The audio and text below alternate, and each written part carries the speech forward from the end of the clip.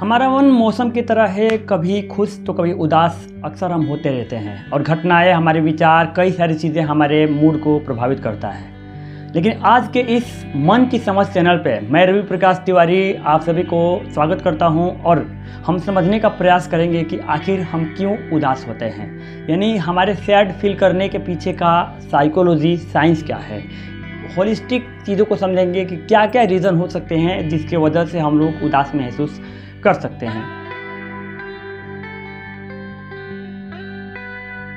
जो पहला कारण होता है वो होता है घटनाएं और उससे संबंधित हमारा विचार। उदाहरण के तौर पर कोई ज़िंदगी में हमारी घटनाएं घटती हैं, हमेशा घटती ही रहती हैं, तो उस घटनाओं को लेकर के हम क्या सोचते हैं। जैसे कि अगर एग्ज़ाम में किसी लड़का का कम नंबर आ जाता है तो ये भी सोच सकता है कि चलो मैं फिर से तैयारी करूँगा और अच्छा नंबर लाऊंगा। तो कुछ देर के लिए तो उदास होगा, पर फिर वो मोटिवेटेड होकर और मेहनत के साथ काम करना शुरू कर देगा। लेकिन हो सकता है कोई अपने आप को फेलियर समझने लगे तो वो ज़्यादा देर तक उदास रहेगा। यानी कि किस घटना को आप किस तरह से देखते हैं, ये चीज़ मायने रखता है कि आप उदास कितना देर तक रहेंगे। दूसरी बात ये है कि अब फिर सवाल ये आता है कि भाई हम किसी भी घटना को कैसे देख रहे हैं, ये किस पर निर्भर करता है। तो ये निर्भर करता है आपके पर्सनालिटी पे, आपके अपब्रिंगिंग पे। आप जब बड़े हुए हैं तो बचपन में आपको चीज़ों को किस तरह से देखना सिखाया गया है। क्या हर चीज़ों को सीरियस लेना सिखाया गया है, क्या डर जाना सिखाया गया है, या फिर समस्याओं का सामना करना और समाधान करना भी सिखाया गया है। इस परिस्थिति से पता चलता है कि आप किसी भी परिस्थिति में किस प्रकार का रिएक्शन देंगे और किस प्रकार से रिस्पॉन्ड करेंगे। तो अगर आपको बताया जाए कि बेटा देखो, परीक्षा में मार्क्स कम आ जाने से ये नहीं होता मतलब कि तुम फेल हो गए, तो ऐसे परिस्थिति में आप अच्छे से तैयारी करोगे और फिर एग्ज़ाम दोगे। लेकिन अगर आपको डरा कर रखा जाता है, आपकी कंडीशनिंग, आपकी परिस्थिति ऐसी बनाई हुई है कि अगर कम नंबर आए तो आपको डांट सुनने को मिलेंगी, आपको कंपेयर किया जाएगा, तो ऐसे परिस्थिति में आप उदास हो जाएंगे। तो ये आप कारण को आप समझ गए होंगे। अगला कारण जो होता है लॉस ऑफ लव्ड वन, यानी कि हो सकता है कि हमारे चाहने वालों को डेथ हो गए। ये तो नॉर्मल चीज़ें होती रहती हैं, है ना। डेथ को कौन रोक सकता है, जो आया है वो जाएगा। और दूसरी चीज़ है कि ब्रेकअप वगैरह, या फिर कुछ लोगों से कुछ रिश्ते हमसे टूट जाते हैं। तो इस परिस्थिति में भी इंसान उदास महसूस कर सकता है और खालीपन जैसी महसूस होती है। ये नेचुरल है। ये अगर कुछ दिनों तक होता है तो इसको ग्रीफ माना जाता है और ये नेचुरल है उदास होने के पीछे का।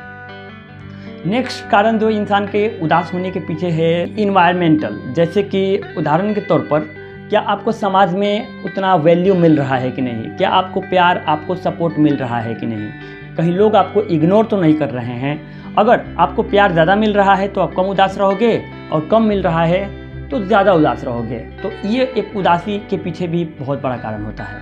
लेकिन इन सभी कारण के अलावा एक और भी कारण होता है जिसको हमें नहीं भूलना चाहिए। कई बार आपने देखा होगा कि आपको ऐसा लगता होगा कि यार कोई रीज़न दिखाई नहीं दे रहा, फिर भी हम क्यों उदास हैं। तो ऐसे उदासी के पीछे का कारण हो सकता है बायोलॉजिकल, जिसमें हमारा केमिकल इम्बैलेंसेस सबसे मेन कारण होता है।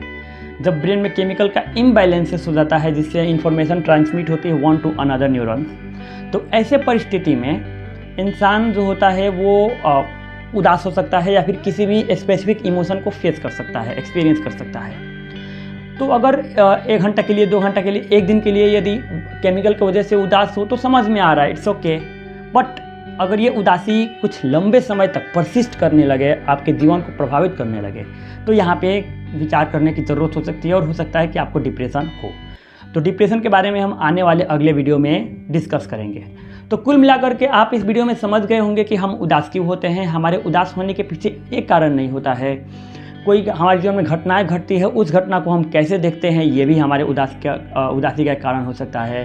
साथ ही साथ हम जो हमको कैसे सिखाया गया है किसी भी समस्याओं से लड़ना, उसका समाधान करना, इस बात से भी निर्भर करता है कि हम कितना ज़्यादा उदास रहेंगे। और साथ ही साथ हमें कितना लव सपोर्ट लोगों के द्वारा मिल रहा है, क्या हमने किसी को खोया तो नहीं, कोई रिश्ता कैसे चल रही है, लोग हमें कितना सपोर्ट कर रहे हैं, ये भी मायने रखता है। और लास्ट में हमने ये भी देखा कि किस तरह से बायोलॉजी भी एक बहुत बड़ा सिग्निफिकेंट रोल प्ले करता है हमारे सैड होने के पीछे। तो यदि उदासी ज़्यादा लंबे समय तक चलता है तो डेफिनेटली आपको एक प्रोफेशनल से कंसल्ट करना चाहिए। आने वाले वीडियो में, अगले वीडियो में हम चर्चा करने वाले हैं कि आखिर अगर लंबे समय तक उदासी हो तो क्या करें। तो इसको हम डिप्रेशन कहते हैं। और डिप्रेशन के बारे में आने वाले लगातार 3-4 वीडियो में हम समझेंगे, जिसमें से सबसे पहले वीडियो में लक्षण, दूसरे में कारण, इलाज इत्यादि को हम समझने का प्रयास करेंगे। आपने मेरे बातों को ध्यानपूर्वक सुना, आप सभी को दिल की गहराई से धन्यवाद। किसी भी प्रकार से अगर मन में कोई भी समस्या हो, आप खुश नहीं रह पा रहे हैं, अपने जीवन को खुलकर नहीं जी पा रहे हैं, तो डेफिनेटली ये समय है सोचने की, ये समय है उठने की, और ये समय है कुछ करने की। तो सबसे पहला काम आप हमारे चैनल से जुड़ सकते हैं और आप बता सकते हैं कि आप किस प्रकार के तनाव से गुजर रहे हैं। धन्यवाद।